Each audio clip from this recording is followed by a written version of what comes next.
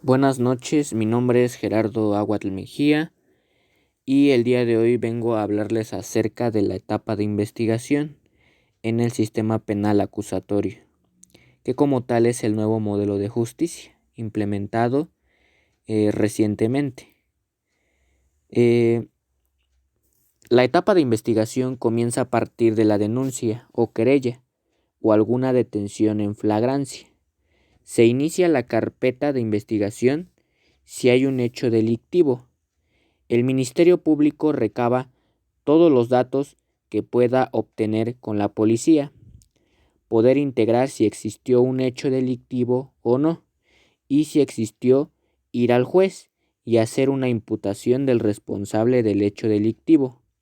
Posteriormente se pasa a lo que son a los datos de prueba, que es aquí donde se tiene que hacer del conocimiento del imputado ante el juez de control de que va siguiendo una investigación en su contra y exponerle el hecho delictivo y la participación de él con el hecho delictivo como tal. Ahora, ¿qué pasa con el imputado mientras se realiza la investigación? Aquí hay dos formas como tal, una con detenido y otra sin detenido. Sin detenido es citado por el Ministerio Público, donde el citado tiene que comparecer con el defensor o el Ministerio Público decirle que está el defensor público federal en la sede ministerial y que puede asistirlo en la defensa. Por lo tanto, este defensor tiene que tener el acceso a la carpeta de investigación y a los datos de prueba.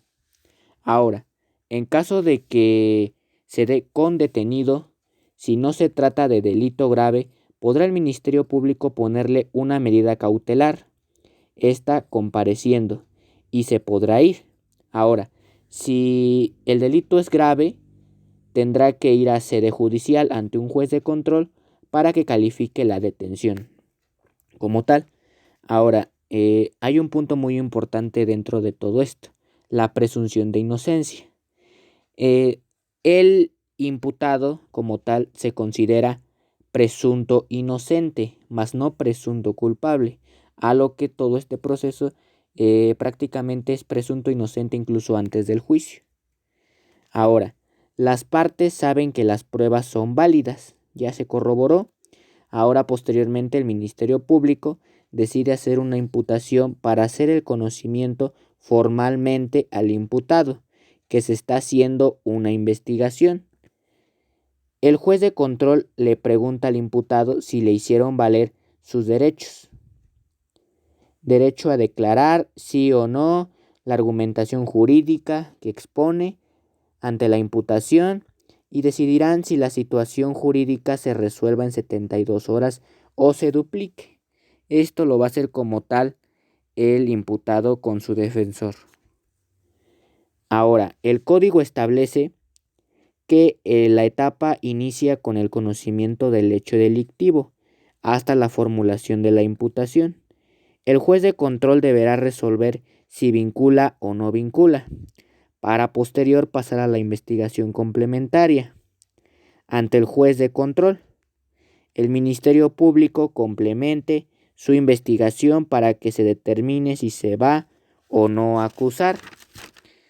Ahora, igual dentro de todo esto mencionaba lo que es la flagrancia. ¿En qué consiste la flagrancia como tal? Es en el anterior sistema inquisitivo se consideraba que se podía nombrar un defensor como tal, siempre y cuando éste tuviera conocimiento de lo que prácticamente iba a realizar.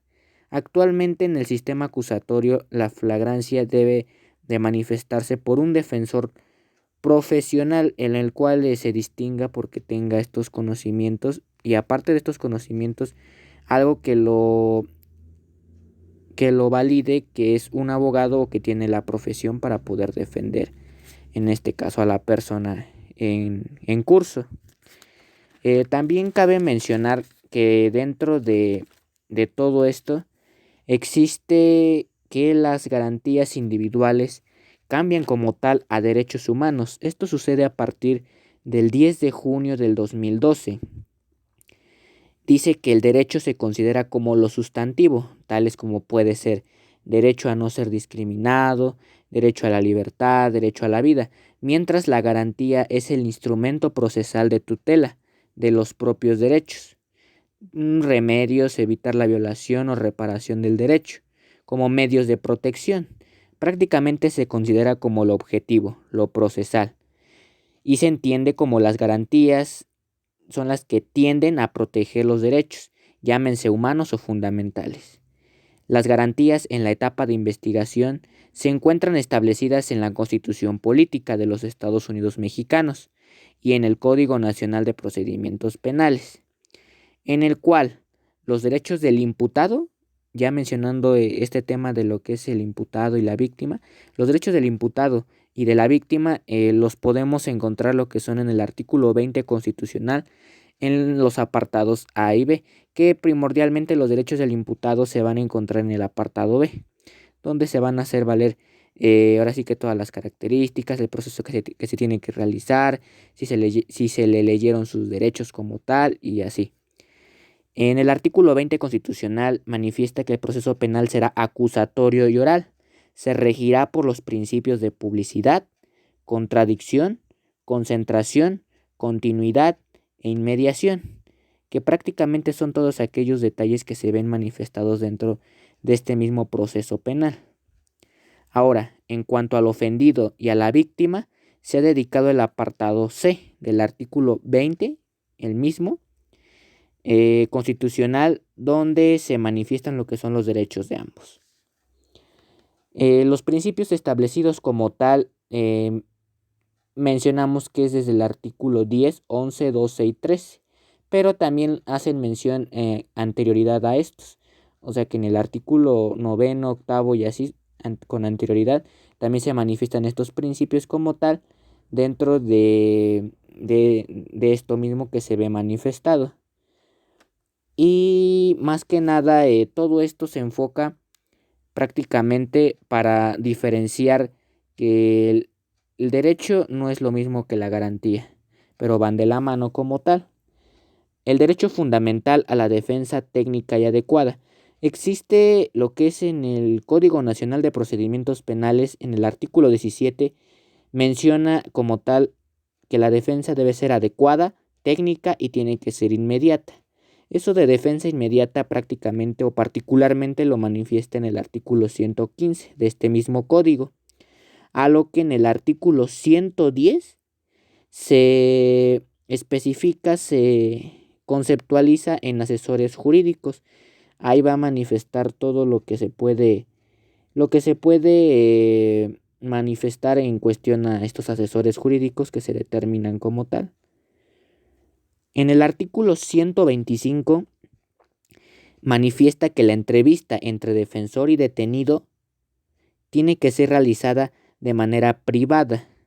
No puede ni el Ministerio Público, ni la policía, ni ajeno esta entrevista como tal enterarse o dar parte de su conocimiento, porque es algo que manifiesta este artículo como tal, para que se haga validez en el presente juicio.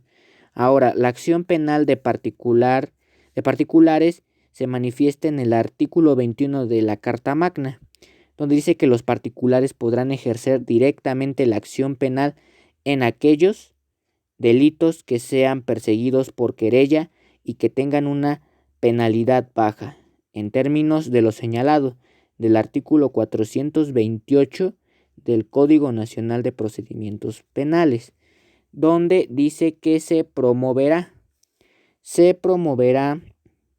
ante el juez de control competente. Y bueno, también manifiesta que los requisitos para llevar la acción penal por parte del particular, esto lo podemos manifestar o encontrar en el artículo 429 de este mismo código,